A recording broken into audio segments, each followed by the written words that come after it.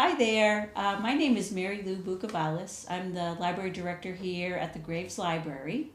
And we are starting a new program called What's Your Story? So today I have the great privilege of sitting down with retired Vice Admiral George Emery. So welcome to our program, George, and thank you for being here. Thank you, Mary Lou.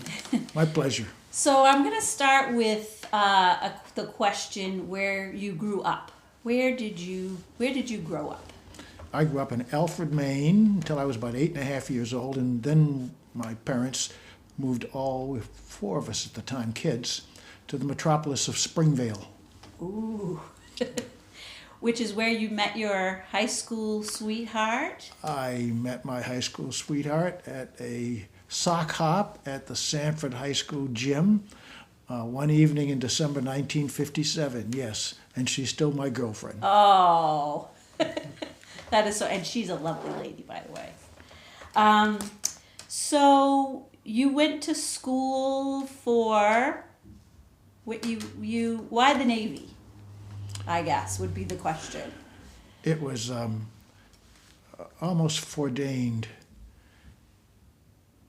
The Prosser family of Springvale, they sort of adopted the kids of Gene and Sidney Emery. I was one of those kids. Mm-hmm. They made us their godparents.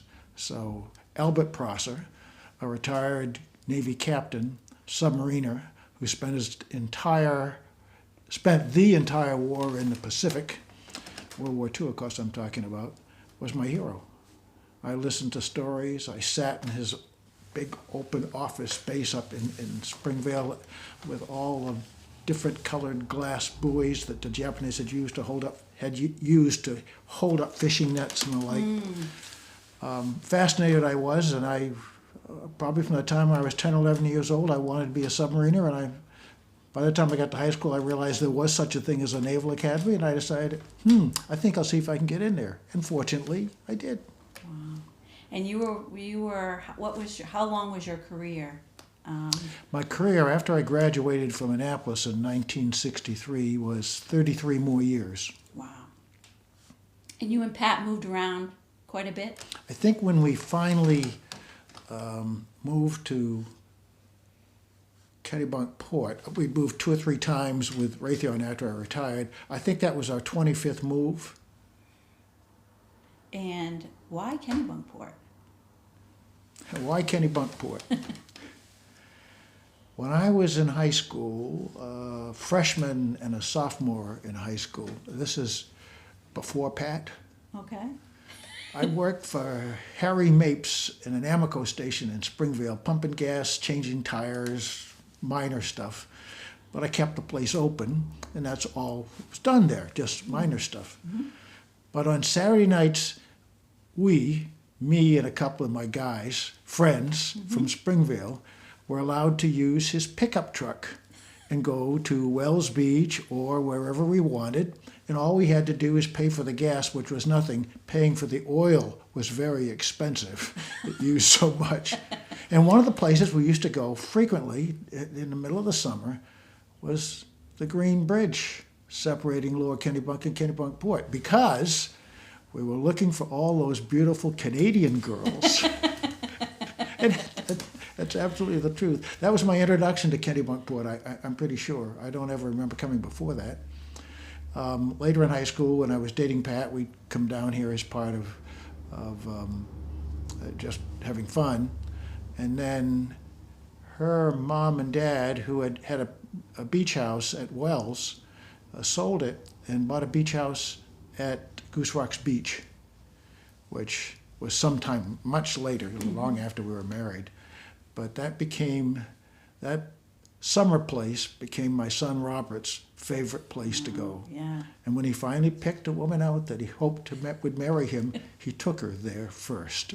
To Goose Rocks Beach, right to the tide's end. It is such a beautiful place. I think that's one of the most picturesque beaches that we have around.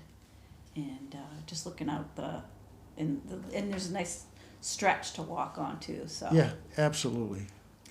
So the bridge, that the Matt Lanigan Bridge. That's the bridge that you're talking Right. about. It used to be Sitting called on it.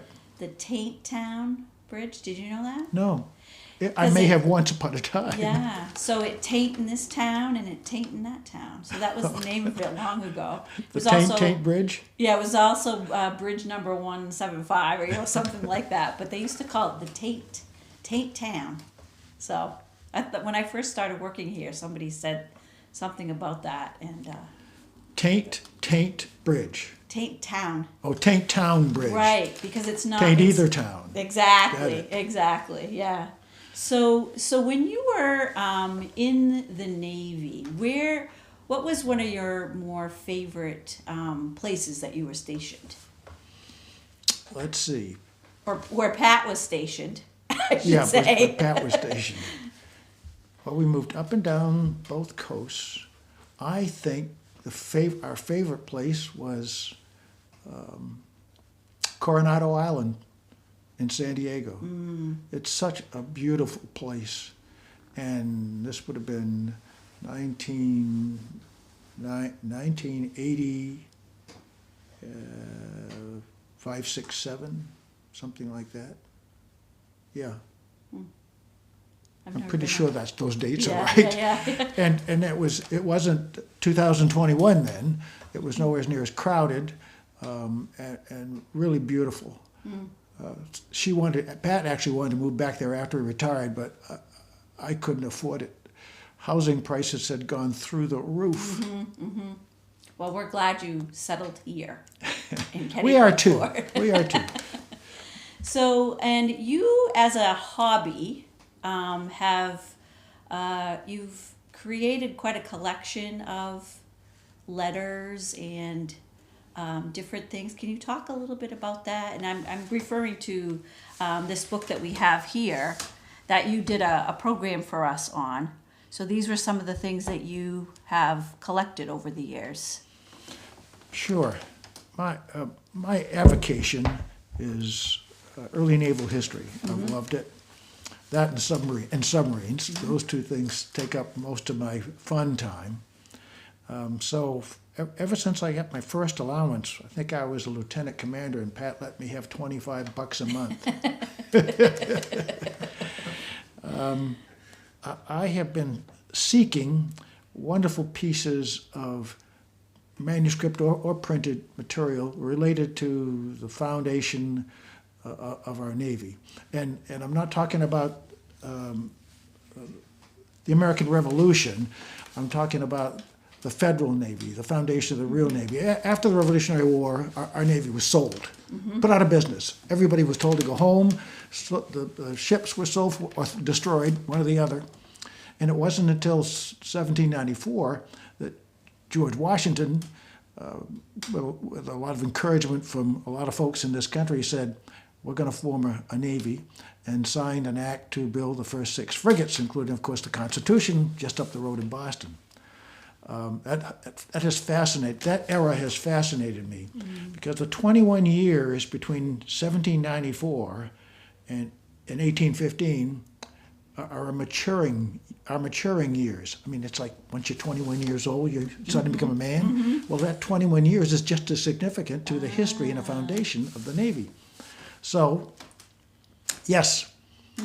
And when the anniversary of the War of 1812 came around, which would have been, of course, 2012, then I decided to, with the help of the Naval Historical Foundation, publish 70 to 90 of these documents primarily Yeah. that came from the mouths of people, mostly officers, of course. There's not very much that's in manuscript you find left from the enlisted personnel of the time. And many of these letters are so patriotic and so full of love for the country, and that I just found it fascinating. Do you have a favorite piece of history? A favorite. Probably tough to name because it's kind of hard. I have a lot of favorites in there, yeah. but I think if I just picked one, if I just went right, I think it's the very first one in here. It's a letter from Stephen Decatur, who's pretty well known as an early naval officer with a good bit of fame because of his life with the Navy. And in this letter, he closes this letter to another skipper saying, "We should be constantly prepared to meet and repel any indignity that may be offered, always recollecting that the reputation of the American Navy, our individual honor, and the honor of our country is in our hands." Now that's putting an awful burden on yourself and your fellow naval officers. yeah. With 18 ships that they commanded at the beginning of World War, I got to get at the beginning of War of 1812, as compared to the roughly 500 of 700 ships the Royal Navy had in commission at the time. Where do you find that? Where do you search the internet? Do you go to Yep, shows?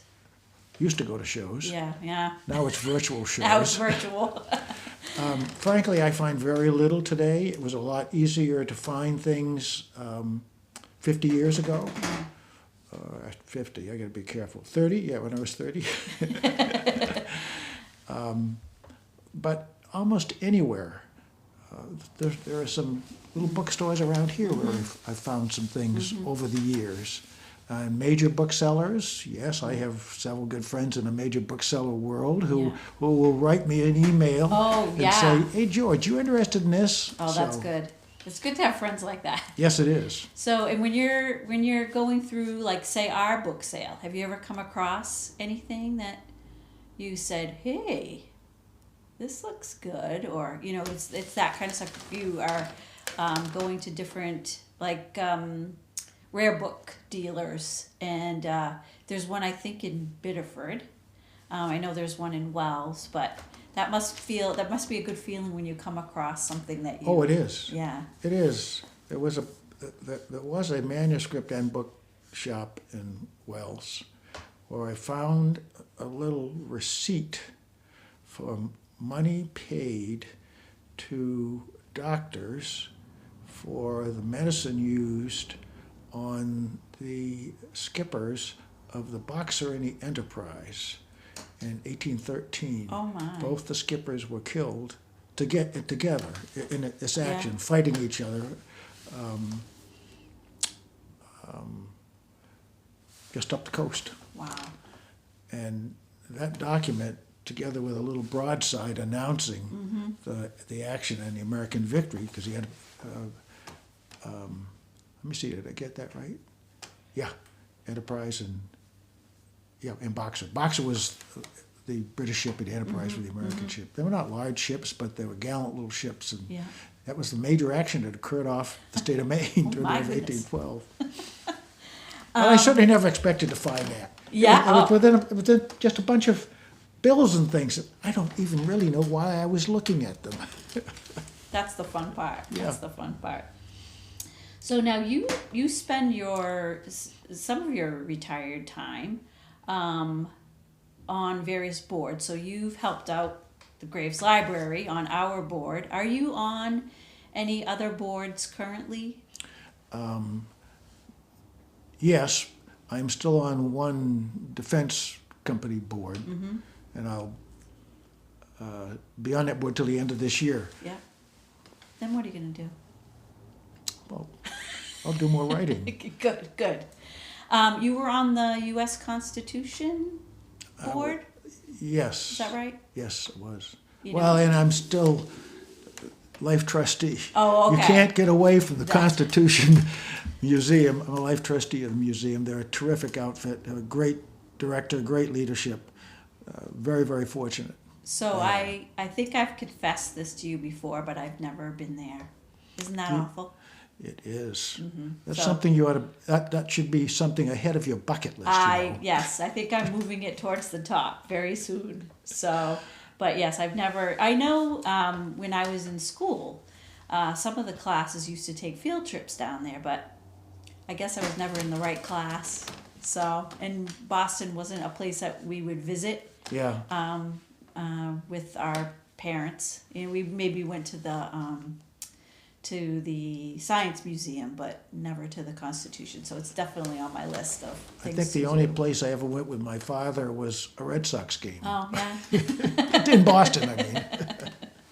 So we have, for our final series of question, we have what I'm calling the rapid round. So I'm going to ask you favorites of things. Okay, so something right off the, Okay. what's your favorite? Okay, so what is your favorite movie? Hunt for Red October. What is your favorite book?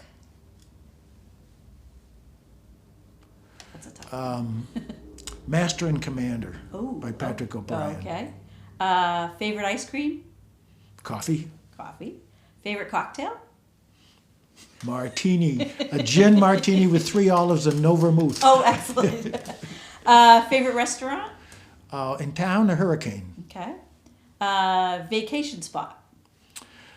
Well, we don't really have a vacation spot right now. COVID cut into what we might have done this year.